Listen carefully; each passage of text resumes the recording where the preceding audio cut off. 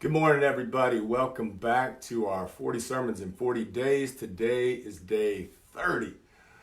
It was a month ago on the 23rd. Today's the 30th day of this, when I had an idea of something that would help me. And so I began to preach every morning at 9 a.m. And it was, it's just a thought. And then I committed to it. But man, this last 30 days has been different because of it. Because instead of just a quiet time, a power time, I've had to really dig in. And at night, I think about, what should I talk about tomorrow? And I just I wait for it. And last night, the subject that came into my mind was heaven. And I was like, I'm not gonna lie, it shook me. I got nervous and I almost talked myself out of it. And I was wondering, man, why is it that that's such a big subject for me? And I think it's because of all the things that we try to preach, this is one that there's no way you can even come close to doing it justice. And so I was like, all right, but it's like this morning, man, it's kind of fear and trembling. And it's a good thing for a preacher, to be, just kind of a little nervous about the subject matter. Today's a birthday edition. So today I turned 56, and I love that my birthday is always on Earth Day. That's kind of cool. And it was my birthday before they came up with Earth Day. So I'm excited that I get to spend a little bit of time with you guys today. So heaven, think about that word. And how often do you think about it? When's the last time you thought about it? It's this word that is used so much that it's hard to, maybe it's lost a little bit in the translation. And especially when storms are raging, the fires of life and things that we've never experienced before, it's easy to take our eyes off of the prize and really not why we're doing what we're doing, because hopefully what you're doing is just because you absolutely love Jesus, everything about him. It's not just for the reward, it's the journey. There's nobody else that even comes close. He's in a circle of one. And so our devotion, even if we didn't have heaven, would you still follow him? It's a great question today. If there was no promise of heaven, is he so amazing that you would have to follow him anyway if there was no payoff at the end? When I say the word heaven, what comes to mind? What images come to mind? We think of pearly gates and this amazing wall with all these, the most precious gems, and just it shines and all the colors. And then you go inside and there's the streets are made of gold. So they just shine. And then down in the middle of the city, there's this amazing river, the river of life and the tree of life. And whoever eats of its fruit will live forever and ever. And so we have these images. And a lot of times it's about loved ones. So I want you to think about the loved ones who have passed and moved on to whatever comes next. You dream about seeing them. I know that I want to see my dad. I've been wanting to talk to him ever since 1988 and really just kind of do all the things I never got a chance to do. Have the talks, say the things. And so we think of loved ones. We think of the shiny, amazing, holy city. We think about the majesty of the throne. Isaiah, Ezekiel tried to explain it. It was beyond words. And so today, whatever our concept of heaven is, it's not even close to big enough. And I think that the reason that he gave us this imagery is he's trying to explain to feeble minds the unexplainable. How do you do that? How do you explain to someone, like explaining to a child, a very, very intricate, detailed, just fascinating, beyond comprehension, can't even imagine it. How in the world do you communicate that to a child? You would have to do it in terms that, it's the ultimate playground. You get to play forever, all the toys you could ever have. And you'd have to really just kind of bring it down to a level where a young mind can understand it. And we hear so many sermons about it, heaven, heaven, heaven. And we have the imagery that he's given us, but I want you to understand there's no way he could have explained it. And so what he says in 1 Corinthians 2, he says, no eye has seen, no ear has heard, no mind has conceived what God has prepared for those who love him. And so God is letting us in on this. Hey, anything you've ever seen, it's not even close. You can't conceive of it. These eyeballs I gave you, they're very limited in what they can see. One day you're going to be able to see things as they really are with no distractions and no noise and no drama. You know, imagine just perfect clear vision. Right now we can't see. We can only see the colors that we see. But I know our eyes are not equipped to even see all the colors in the spectrum. He just gave us 7, right? This is all you can handle. And then he says, no ear has heard. I want you to think of the most amazing symphony, the music that the human race has created, and just the incredible gifts of the Mozarts and the Andrea Bocelli and these amazing artists that were given this gift to give us this beautiful sound. And music has the ability to lift the soul and change the energy. And he says, the best things you've ever heard, not even close. We can't even hear. Dogs have a sense of hearing that we don't have. They can hear these frequencies that we cannot hear. He just gave us ears that can just hear, what we can hear. But then there's beautiful sounds. He says, not even close. He said, no mind has conceived. You think about the power of the brain that he gave us. We can imagine ourselves to colonizing Mars, which we might see in our lifetime. I mean, think about that. Got on the moon at 69, and by 29 or whatever it is that we're on Mars. I mean, that's the power of this human mind that he gave us. And he says, you can't even imagine. So I'm going to give you something you can. Streets of gold, pearly gates, big wall, river, loved ones there. I prepare a room for you. He's using things that we can just try to understand, these feeble minds. And he says, you've never seen anything like it. You've never heard anything like it. As a matter of fact, your brain and all its power and imagination, you can't even touch it. You can't even conceive of it. So how in the world do I preach about something that's inconceivable, that's unimaginable? That's why there's trepidation. And I think that there's got to be a place where all of us, especially preachers, are able to say, I don't know. I know what the Bible says, and I can trust it, but it's not even close to what it is. I don't know. What happens next? I know what we believe. We don't know. And we say, but the Bible tells me so. Yes, it does. But it's information that's too wonderful for us. It's mysterious. It's locked away. It's a surprise. It's Paul at the end of his life getting ready to literally be beheaded. And it says, man, I've fought the good fight. I've finished the race.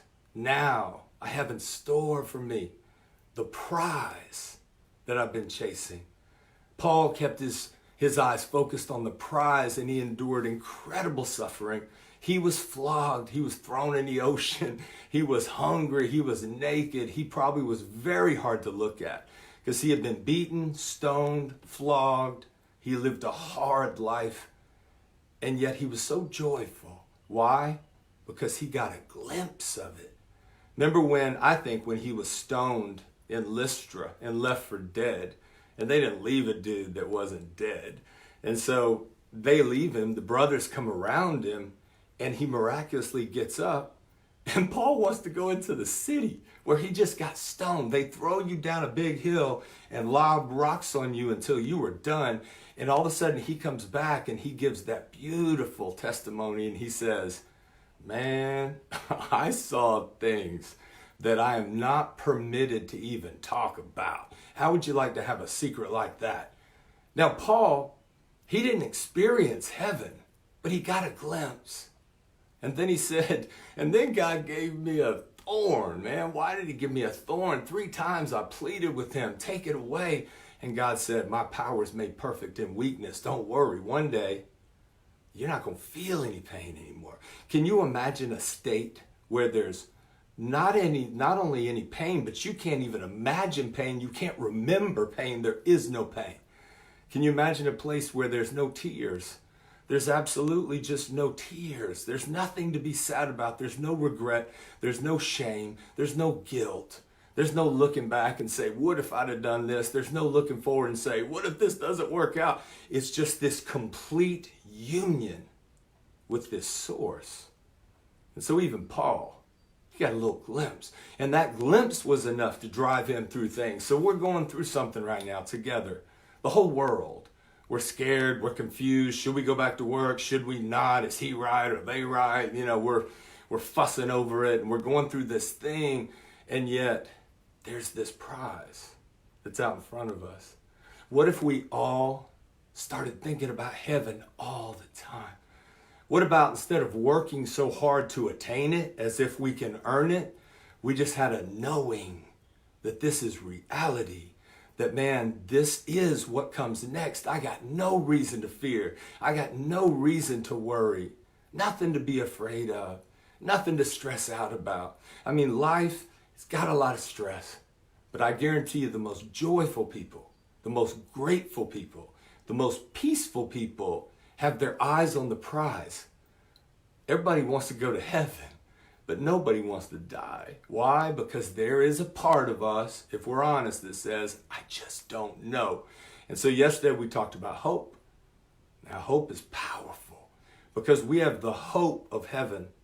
Faith is hope of the things that are unseen. It's seeing the unseen. He's given us an imagination where we can try to fathom this place. It's not even a place. Think about it. It says when Jesus was resurrected, he filled the whole universe. All right, so there's nowhere in our known universe, and now theoretical physicists thinks there's probably multiple universes. There might be infinite number of universes, but the one that we call home is this amazing place. It's so big, but God is above space. Man, it takes so much time for light to travel 14 billion years, for light to start at one end and travel 186,000 miles a second to the other end. It takes 14 billion years, such a huge place. But God is above space. He's bigger. It's all the way down to the small. Quantum mechanics. I love studying theoretical physics and quantum mechanics and this whole quantum world. It's mysterious. As big as we think it keeps getting bigger because they know now the universe is expanding. But we keep breaking it down to smaller and smaller. First it was molecules, then it's an atom, then it's electrons, now it's quarks. I mean, they're going to keep getting smaller and smaller, and God is saying, you'll never figure this out. The fabric that I created everything in, it's fascinating. We can dream of it, but we can't fathom it. He's given us stories to understand, just feeble minds trying to picture this place. But I want you to think of this thing, this huge thing that it says Jesus filled the universe. There's no place that he does not exist. It's impossible.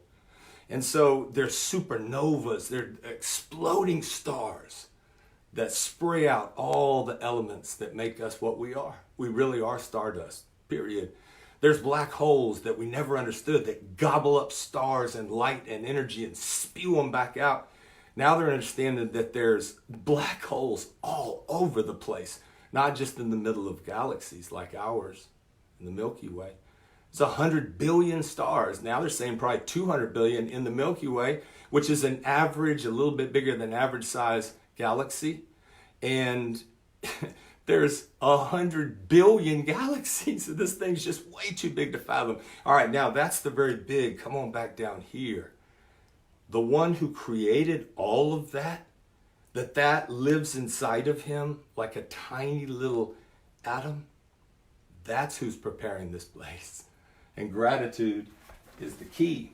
So let's kind of finish with our story for the day. This one comes out of Luke 23. And it says, the soldiers came up and mocked him. Jesus on the cross. They offered him wine vinegar and said, if you're the king of the Jews, save yourself. There was written notice above him which read, Jesus, this is the king of the Jews. One of the criminals who hung there hurled insults at him. Aren't you the Christ? Save yourself and us. But the other criminal rebuked him. Don't you fear God, he said, since you are under the same sentence? We are punished justly, for we are getting what our deeds deserve. But this man has done nothing wrong. Then he said, Jesus, remember me when you come into your kingdom. Jesus answered him, I tell you the truth, today you will be with me in paradise. History calls this guy Dismas. Dismas. That was, his name, or it's supposed to be. And he's the famous thief on the cross. And he's hung one side of Jesus, and there's three. Jesus is in the middle, the suffering servant, the Lamb of God, giving his life up for all of us so that we can have a way to get to this paradise that all world religions talk about and try to fathom. And so imagine he's on the cross. How does he not, in his agony and pain, just be thinking of himself like the other guy was, bitter, resentful? I didn't do it. It's not my fault. Why are you doing that? Just all the things that death brings to us in the confusion. And here there's Dismas, and he sees something different in Jesus. He sees this pure and blameless soul who's suffering unjustly, and it moves him. He was moved by the cross, and he was on a cross. That got Jesus' attention. But then he had the biggest thought of his life. All of a sudden he had a thought, and it was so pure and simple. And he said, Jesus, remember me when you come into your kingdom. Now, Jesus had just witnessed him rebuking the other guy and standing up for Jesus. Okay, he was unashamed. And you might be saying, yeah, if I was on a cross, I'd probably be doing that too. Well, would we? It's easy to say that. But he had this huge thought, remember me. Isn't that what we want? Jesus, remember me. Don't forget about me. 100 years from now, what are you going to be really worried about? Take your biggest problem and hold it up to paradise. Do you see Jesus the way Dismas did? He's done nothing wrong. He's dying for me. Please remember me. That's the whole gospel. Paradise. Dismas wanted some. Some of you might be a little conflicted and say, man, this is a bad guy. And we've got all kind of theology around this thing. Was he saved? How was he saved? Why was he saved? It doesn't fit with our doctrine, our dogma. All I know is this man's probably one of the most grateful people in paradise. Why? Maybe he lived a hard life. Maybe he was very poor. Maybe he grew up in an abusive household. He was scared. Maybe they were so poor that they sent him out on the streets to hustle. And that was his thing. Maybe he swindled. Maybe he robbed. Whatever he did, maybe he did it because of desperation. There's a lot of men that I go and see that have done something out of desperation, passion, hunger, desperation, vengeance, addiction. And all of a sudden they find themselves in a place they never thought they would be. And so this helps us struggle with grace. Is grace even for those guys? And I got to talk about a friend of mine on death row in Alabama. That place blew my mind and changed my life. And I went in there not knowing what I was going to find. I mean, this is a death row, unlike it's in Alabama. And there's 2 on Alabama. Most of them are down in Holman. And then they've got 24 beds at this place called Donaldson, which I used to go to. And you've got 12 on the top, 12 on the bottom, a common shower, and then a community area. It's set aside from the rest of this castle-looking old prison. And this place, it's set apart, and they're by themselves. But the warden allows them to come together every day, 4-6 hours out of their cells. I don't know anywhere else in the country that does this. The other death rows I've been to are just one cell, 8x10, 24/7, an hour out in the cage. Get a shower a couple times a week. And they do life all alone. These guys are this little misfit band of brothers, and they don't fight. There's no violence in there because they're all headed for the same end.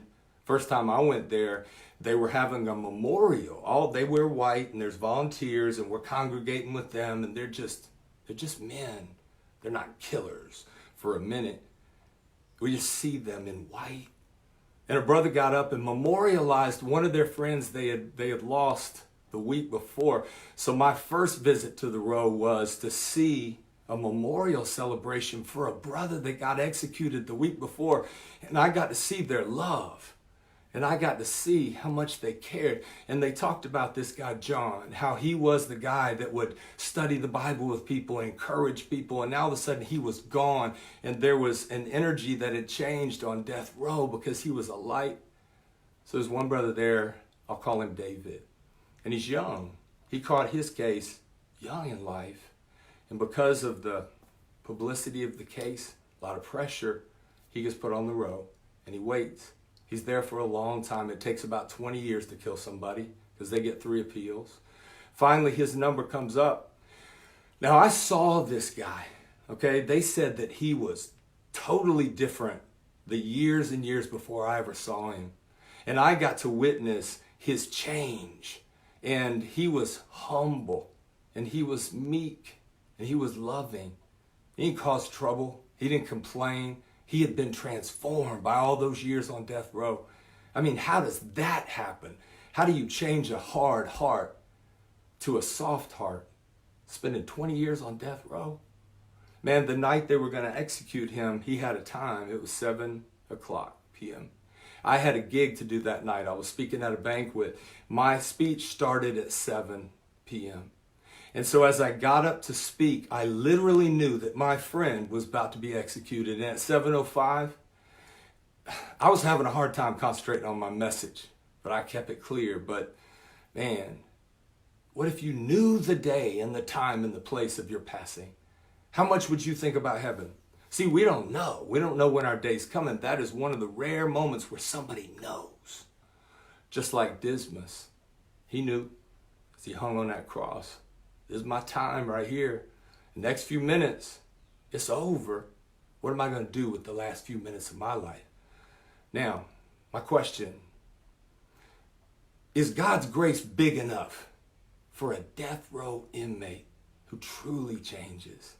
Does that fit your theology? It blew my mind. It helped me understand grace so much better. And I imagine David, maybe I get to see him one day. How much you think he appreciates paradise? Oh my gosh. I mean, lethal injection, people watching as the warden came in to the execution room and the curtains were pulled back and then the spectators were there. The warden walked in. There's a lot of things guys say. Sometimes they say nothing. Sometimes they say something controversial. Sometimes they cry. Sometimes they're so scared they can't really say anything. And he had this peace about him. And the warden walked in. And this is what he said. He said, "It's okay, warden. Everything's going to be all right." He was comforting the warden who was about to execute him. Tell me that ain't like Jesus. Man, put aside your doctrine and your dogma and all what we think we know and try to imagine a place that's so amazing. It's bigger than just the holy city we see in the Bible. It's bigger than the universe. It's unapproachable light. It's the most amazing colors, the most amazing sounds, the most amazing imagery. No more death, no more pain, no more disease, no more pandemic, no more being broke. I mean, this is a place where it is one with the source that created all that beauty. The nature we see that shows God's artistry, the power that we see in the universe that shows his might, but the personal, Jesus, that cares about one convict. And I use that word respectfully. Man, let's think about heaven today. I hope I did it a little bit justice, but there's no way you can preach this sermon and do it right. I pray it encouraged you. If you want to give me a birthday present, share this. Let's just share it. Let's get people focused on heaven. I love y'all. Man, let's do this together. Share it. Subscribe to the link below. If you really want to go on a ride, go to Amazon. Get 40 Days of Prayer. Just put my name in. Let's ride together. I love you. I'll see you tomorrow at 9 a.m. for day 31. Peace out. Let's keep our eyes on the prize.